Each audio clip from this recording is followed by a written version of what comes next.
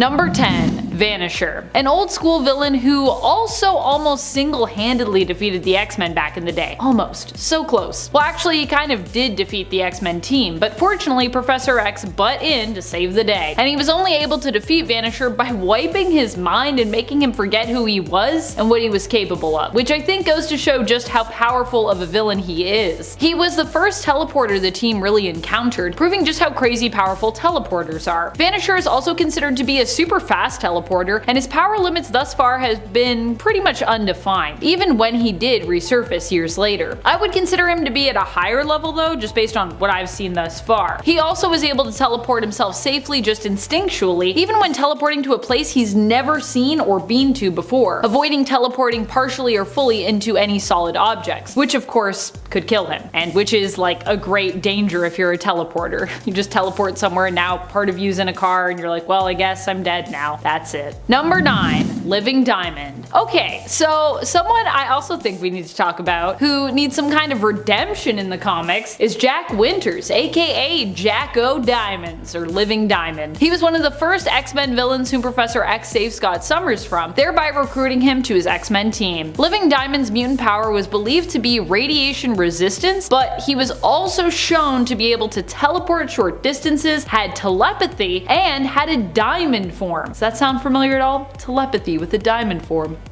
Somehow Living Diamond was way too easily defeated by a vibration beam which shattered him. I know Living Diamond is dead now and was undead at one point, but I really feel like considering how OP Emma Frost has become, Living Diamond should also get a second chance to prove just how powerful he in theory should be. I mean, if you got all that, how were you so easily defeated? And friends, before we move on to this next spot, if you are loving this list and you want more lists like it where we talk about the unexpected yet powerful villains that we don't usually get to talk about, be sure to let us know by giving this video a thumbs up. Number 8. Arcade. Arcade is one of those villains who feels super ridiculous with his grandiose plans for Murder World, but in reality when he actually manages to achieve plots like Murder World, he's actually quite scary. I mean, getting a sneak peek into just what a ludicrous and horrifying operation he'd run in Hellions really made me appreciate just how dangerous Arcade can be if he does manage to get enough hostages, that is, to control people into working with him so he can create his Murder World. In Hellions number 9, it's revealed that the trap Mastermind walked the Hellions, and prior to that Mr. Sinister, into was a trap laid by Arcade himself.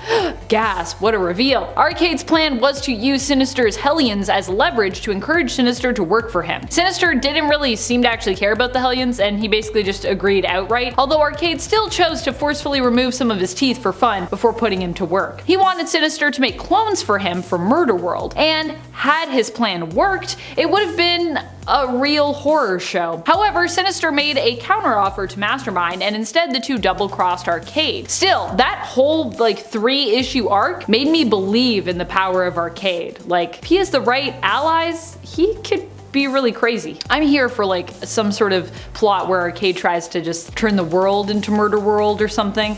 If that hasn't happened yet, someone write that for me, please. Maybe I should write that down. Maybe I should write that. I don't know. Marvel, call me. I got ideas apparently. Number 7. Hominis Verendi. Hominis Verendi are an enemy to all mutants, but their main beef lies with the Marauders. The Marauders are one of my favorite mutant teams, especially among the new books that we've had. Honestly, one of the best books around, I think, just in general. If you haven't read Marauders yet, you need to do that. Hominis Verendi is actually made up of a group of kids who were once members of the Hellfire Club's inner circle, but they aren't the only ones to join the Hominis Verendi, although they are the main folks as they pretty much run it as the kings and queens of that organization. Well, the Hellfire Club itself has become much more altruistic and is now run by Emma Frost, Captain Kate, formerly known primarily as Kitty Pryde, and Sebastian Shaw. Hominis Verendi is like their evil reflection. They seek to destroy mutant kind and Krakoa's reputation. Number 6. Swordbearers of Arakko. The Swordbearers of Arakko were the chosen sword-bearing champions who fought on the side of Arakko and Amenth against Krakoa in the Otherworld tournaments. Overall, they performed very well in the contest between those two nations, even considering how bizarre some of Saturnine's challenges and competitions were. like a fashion show. That was a thing that happened. They were led by Genesis as Annihilation and joined by Bay the Blood Moon, Death and War of the original Four Horsemen, Apocalypse and Genesis' children, Iska the Unbeaten, Genesis' sister, Pog Pog, one of my favorites, Redroot the Forest, Solemn, Summoner, grandson to Apocalypse and Genesis, the son of War, and White Sword of the Ivory Spire. They made their first appearance in the 2020 Wolverine series in issue number 6, and were first referred to in Ten of Swords Creation, issue number 1. The group was created by Jonathan Hickman and Tinny Howard. Number 5. Tarn the Uncaring. Tarn has been a major antagonist throughout the modern X books. Honestly, he's so terrifying, I think he deserves to be a villain to many different mutant supers. He's shown up in both Hellions, acting as a villain against fellow villain, who's still kind of villainous but is supposed to be on the good side, Mr. Sinister, and his team of unlikely heroes, the Hellions. The poor Hellions. I miss them. Tarn also fought against Storm, who has become Regent of planet Arakko, formerly known as Mars. Don't worry though, Storm beat him in combat, because Storm's a badass. Even though Tarn sits on the Great Ring of Arakko, their governing body, he still seems like he's always planning something terrible. He's basically like the Arakko version of Sinister, which makes him infinitely more dangerous and overall worse. Tarn made his first appearance in Hellions issue number 6 in 2020 and was created by Zeb Wells and Carmen Carnero. Number 4. Nameless the Shapeshifter Queen. While this villain was pretty short-lived, especially considering how hype she seemed. I mean, she is called the Shapeshifter Queen. She is still a pretty important villain for you to be familiar with if you are a fan of X-Men Storm. Storm has been doing a lot of cool stuff lately in the comics, but one of the most epic things to have come her way has been taking her seat as Regent of planet Arakko and becoming a queen in a sense once more. Region. Sorry, Storm. In order for her to earn her seat among the rest of the Great Ring of Arakko, she had to take down Nameless. The two fought to determine if Storm would take the seat, and Storm actually won the fight. She offered mercy to Nameless, but instead, the Shapeshifter Queen decided to use Storm's power, as she had adopted Storm's form in battle, to end her own life. Which seems to have stuck with Storm, who was caught lost in thought thinking back to that battle in X-Men Red issue number 1.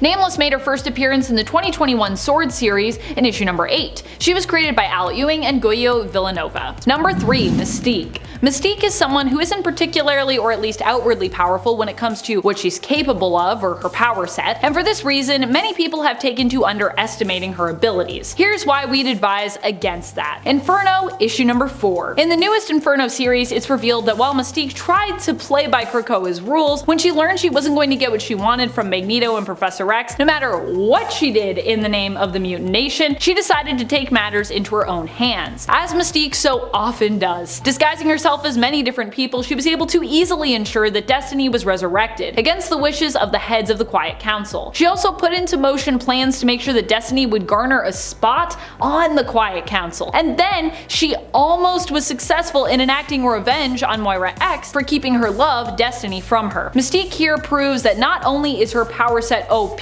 but really that her mind and sense of cunning is what makes her so dangerous, and definitely not someone to be underestimated. Number 2. Destiny. Destiny has to be one of the most underestimated villains in recent years in comics. We have seen her resurface as a considerably dangerous villain in the current X books, and I'm personally loving it. Destiny was dead for quite a few years and actually got to mostly stay dead for much of them. Her mutant power allows her to see potential futures. She can see things that might come to pass, and it seems as though the more likely the future becomes, the clearer her vision of it is. She can also see more immediate futures when in the middle of a conflict. It was because of this power and Moira's personal grudge against and fear of Destiny that she remained unresurrected. But something you really shouldn't underestimate when it comes to Destiny is the power of love. Mystique was already told by Destiny before her death that if there came a time when mutants could be resurrected and they refused to bring her back, that Mystique should basically burn this new world to the ground. And Mystique's love of Destiny gave her the motivation to basically bring Krakoa to its knees with her machinations to not only return Destiny but also put her in a position of power. Precogs and love are a powerful mix. Number 1. Madeline Pryor. Of course, I have to include the Goblin Queen. Madeline Pryor is a woman who seems to easily be forgotten and shelved, which is surprising considering how great of a threat she posed in the original Inferno event. Currently in the comics, Madeline Pryor is making a comeback, returning at the end of the Hellion series series after being killed as part of the comic's first arc. The Madeline Pryor that was killed was definitely feeling pretty evil and threatened to destroy the entire Hellions team before they even started. The returning Madeline, who has been resurrected by the Five, is at least putting on appearances that she's more level-headed, but in reality it seems the dark side of her still bubbles just beneath. Madeline Pryor has threatened the entire world with her dark rituals and demon pacts before, and she's a clone of Jean, so although she often gets forgotten and downplayed, she really shouldn't be, considering just how dangerous and powerful she is, because Jean is also that, and Maddie is also that too. She has the potential, at least. Often people try to downplay Maddie because she's a sinister created clone, but that feels very unfair to me. She's also got like a spark of the Phoenix Force in her, so should that count for something? I think so. Number 10. Unis the Untouchable. Unis the Untouchable. What a wild character. An oldie and a goodie. Unis actually first appeared back in the original X-Men run, making his first appearance back in X-Men issue number 8, which after hundreds of X-Men issues is pretty old at this point. Unis himself is what he sounds like. His mutant powers allow him to become untouchable when he wishes, shielding him completely when activated. This psionic repulsion shield that he can create can be as thick or thin as he wants. Unis, whose current civilian name is Gunther Bane, has also been shown to be capable of reaching through the shield himself if needed, without dropping it entirely. Pretty powerful. It's not so powerful if someone comes and tries to make the shield something you have to deal with all the time, which is how they defeated him the first time though. And friends, before we move on to our next spot on this list, if you love what we are doing here, if you love obscure X-Men villains like me, be sure to give this video a thumbs up. Number 9. Nemesis. This character rose to notoriety under a different name and is commonly referred to and known by that codename, but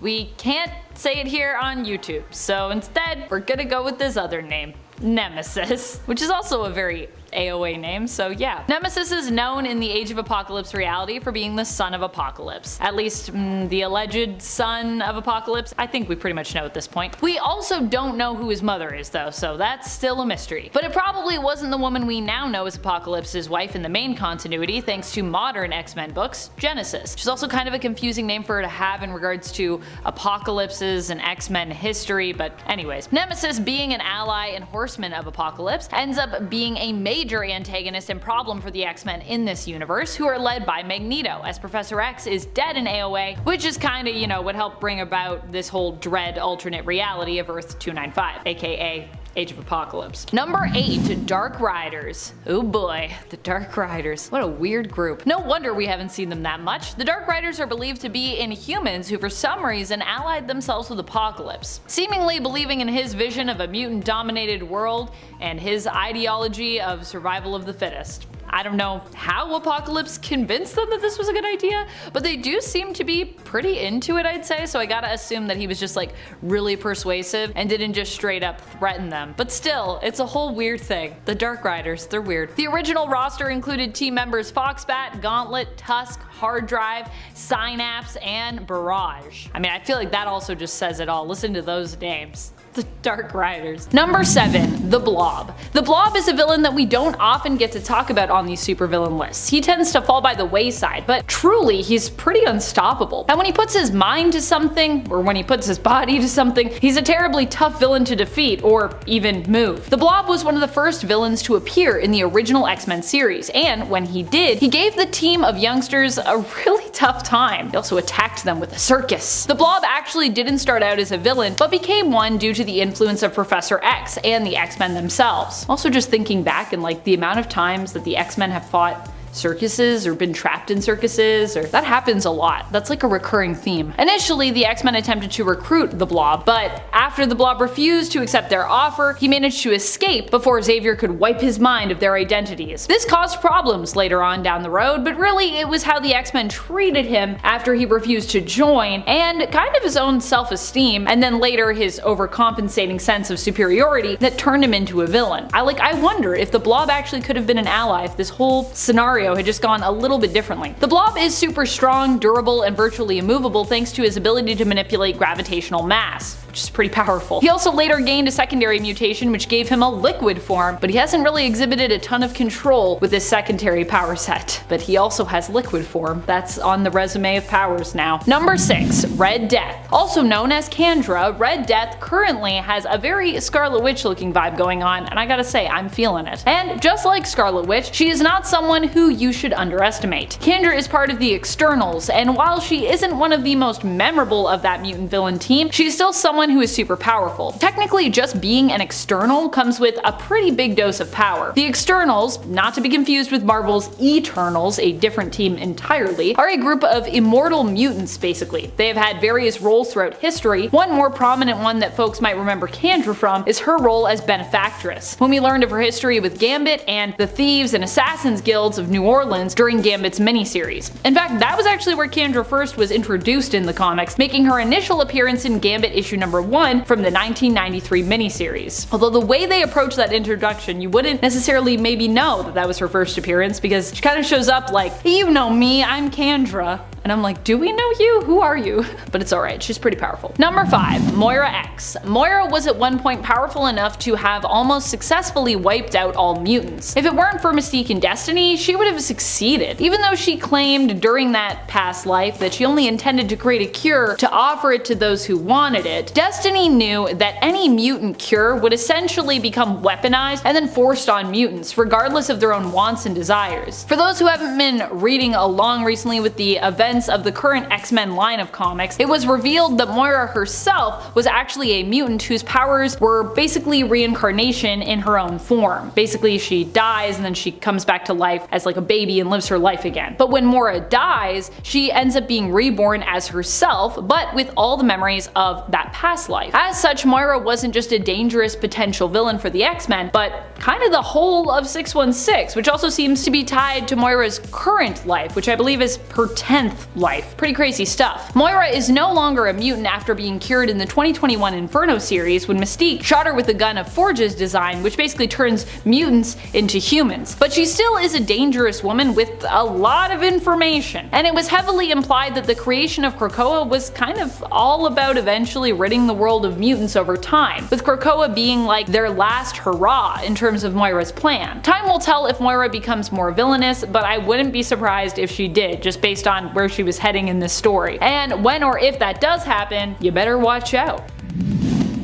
Danger is the Danger Room. The Danger Room is a villain who surfaced because they were basically being mistreated by Professor X, who had decided to ignore the fact that the training room had become sentient and was itself a technologically based mutant. Eventually, Danger decided, enough of this shit. It's time to get some sweet, sweet revenge. The crazy thing about Danger is although we don't think of her too much, she really would be a pretty strong opponent to the X-Men considering she trained them, and as such would know their strengths and weaknesses. In fact, I think that even is mentioned in the comics at one point. She was also considered to be an extinction level threat that caused Steve Rogers great worry in Heroic Age X-Men, which is kind of like a glimpse into his like tactical commentary diary. So if you wanted to read that, it exists. So despite not thinking about Danger too much, we all probably should in case she ever decides to, you know, go the villain route again. Destroy everyone. Because she could probably do that. Extinction level, friends. Number 3, Horticulture. Horticulture are such an awesome group of villain ladies. I really hope they do continue to appear for years to come and become super mainstream and not obscure. Like, I want to see them in the MCU. They deserve a live action adaptation despite being pretty new. They made their first appearance in the 2019 X-Men series in issue number 3 and are a group of villainous women who plan to take over the world by controlling seeds and crops. In essence, they hope to drastically diminish the human population of Earth to return the world to a more natural state, thereby deciding through controlling seeds and crops as botanical scientists who will live and who will die. Number 2, Lucifer. Lucifer is another super old school villain who you may have forgotten about, or you never knew about to begin with perhaps. But you know who didn't forget? I didn't forget.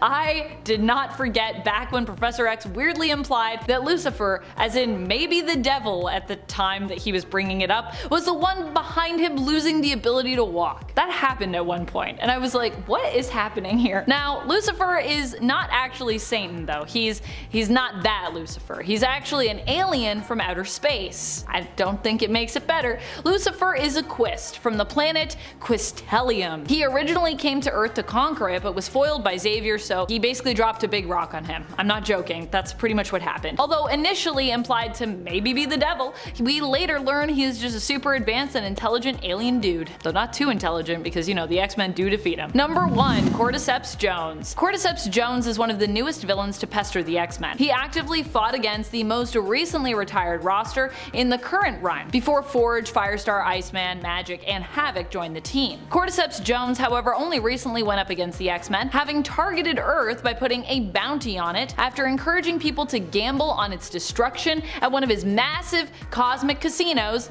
Game World. Prior to that, he made his first appearance in the 2017 Rocket series in issue number 4, which is also why Rocket was the one to help the X-Men with finding Game World and infiltrating it. Thankfully, they had a direct link to him through a team member at the time, Rogue, whose husband Gambit is a fellow friend of Rocket's through their shared love of gambling. We also learned in their pursuit of Game World and Cordyceps Jones that Gambit's secret nickname for Rocket is Small Blind. Cordyceps Jones might be newer in the comics, having appeared in less than 10 issues at the time of this recording, but he's actually an ancient threat, being over 30,000 years old and also being a giant parasitic fungal spore. He and obscure Wolverine villain Spore actually could probably do some crazy damage should they ever team up. That would be pretty wild. If you're watching this and you're from Marvel, make that happen. That sounds like a cool team up actually. And now we know Spore is maybe alive. Number 8. Pale Girl. The Pale Girl was one of the first villains we'd come up against in the current newest run of Wolverine. That is volume 7 overall of the Wolverine series, the 2020 series, what I'm talking about here. I can't believe it's been over 2 years since this series started. That is madness to me. The Pale Lady was initially believed to be a hallucination brought on by drugs, but was later revealed to be herself a mutant, Meredith Milley, whose powers allowed her to control the minds of others. It was also revealed that she was the one behind the flower cartel, which was illegally transporting and selling a powerful drug made from the pollen of Krakoan flowers. The Pale Girl first made her appearance in the 2020 Wolverine series in issue number 1. She was created by Benjamin Percy and Adam Kubert. Number 7. Cassandra Nova. I love Cassandra Nova. With every issue of Marauders I am reading, I fall more in love with this strange and terrifying character. Cassandra Nova is basically Charles Xavier's evil twin, but she's also not a straight up evil twin. She is what the Shi'ar would actually call a Mumadrai. The Shi'ar believe that Mumadrai are basically evil twin spirits of newborns who must be defeated before said person can be born. So the idea with that is that like basically we all before we were born fought an evil version of ourselves.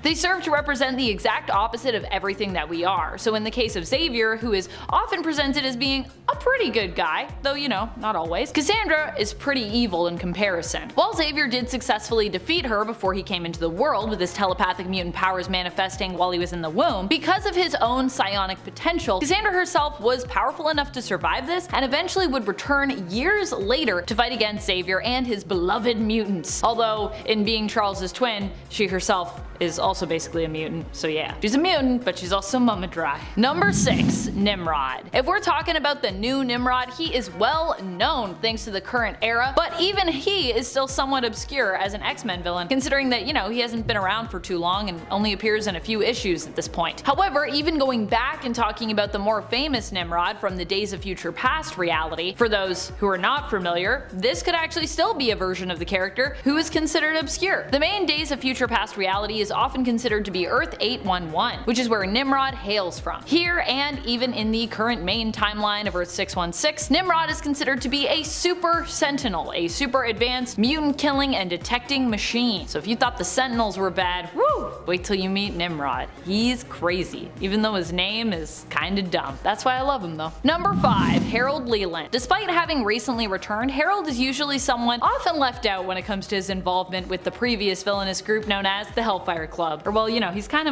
like on the side. Like Harry's there, but maybe in the back. Well, really, the Hellfire Club has become two different entities at this point now as well, with one remaining pretty villainous and the other being a somewhat altruistic Krakoan-based business known as the Hellfire Trading Club. Prior to Harry's resurrection on Krakoa though, he was a pretty bad guy and member of the Hellfire Club, back when it was made up of villains, before it was, you know, just about business and mutants and all that stuff. Throughout many of his Hellfire days, Leland was often seen as the right-hand man to more well-known mutant villain, Black King of the Hellfire Club, Sebastian Shaw. And those were also back in the days when the Hellfire Club just wanted to like rule the world. Although who knows, maybe the trading company does want to rule the world. That would be an interesting twist. Number 4, Charles Xavier II, or Charles Xavier II. Charles Xavier II is the child of Mystique and Professor X. Wait. What? Yep, at one point these two had a child together, and in the main continuity too. That happened. Well, we don't really know fully what happened to this child in the main continuity, who I feel like we kinda just forgot about, who Mystique also gave up for adoption, surprise surprise. We do know of an alternate version of the character who actually gets a bit of a story in the reality of Earth 13729, where he joins up with his half-brother Reyes and basically becomes a villain. So that's the version we're focusing on for this point. Charles Xavier II accidentally kills his adoptive mother when his powers emerge, causing him to seek out his birth mother, Mystique. However, she is no longer around because she has been killed at this point by his half-brother, Reyes. Charles II then decides to create his own team of X-Men, believing that the current team has disgraced his father's name, who is also dead at this point. However, he's not a very good guy at all, and instead of inspiring a team of mutants to, you know, be better, he just uses mind control to get them to join him, giving them just enough awareness and control to kind of realize what's happening to them, but not enough that they can actually do anything about it. Yikes, that's really evil, man. That's really evil. Like, he could have just mind controlled them and been like, then you just won't be aware. But no, he was like, I want you to know what's happening. Number 3, Severe Blackmore. Severe Blackmore is a new villain who recently appeared in Wolverine. He becomes an enemy to Logan after Wolverine tracks him down to learn more about Solemn. Solemn is believed to have stolen Wolverine's Muramasa blade, which is why Wolverine's trying to track him down. Wolverine and Solemn seemingly team up to take down Severe, but instead Solemn betrays Wolverine, giving him the slip and leaving him to face Severe alone. Fortunately, Wolverine does beat the big Iraqi pirate and even gains possession of Blackmore's beloved and, in Emma's opinion, grotesque ship. Severe made his first appearance in the 2020 Wolverine series in issue number 14. He was created by Benjamin Percy and Adam Kubert. Number 1, Albert CARY. Albert CARY is one of the newest villains on the scene and has recently made his first appearance in the X-Force 2022 annual. Here he appears as a scientist working for Orchis. That's right, it all comes back to Orchis in the end, baby. While we don't know too much about him as he just made his first appearance, he did go up against Wolverine, Domino, and Quentin Quire's Kid Omega. His plan was to do a short burst of tests on the captured mutants after luring them into a trap. He planned on them dying during said tests, but on keeping the data of said tests to learn from, basically. Well, they stole the motherboard, which stored information for the potential devices and stratagems they were testing. Albert CARY, who seemingly ran the tests, is confident that with time they can actually rebuild what they lost, and more vital, they now actually have more information, which opens up new knowledge and possible future questions and experimentation as a result. We don't really fully know what he's up to, but he seems to be testing a new weapon, and from what we've seen of Orchis, you can bet that this is likely just the tip of the iceberg when it comes to what CARY and Orchis will have in store. I'm sure we will see him again. We'll definitely see Orchis again, that's for sure.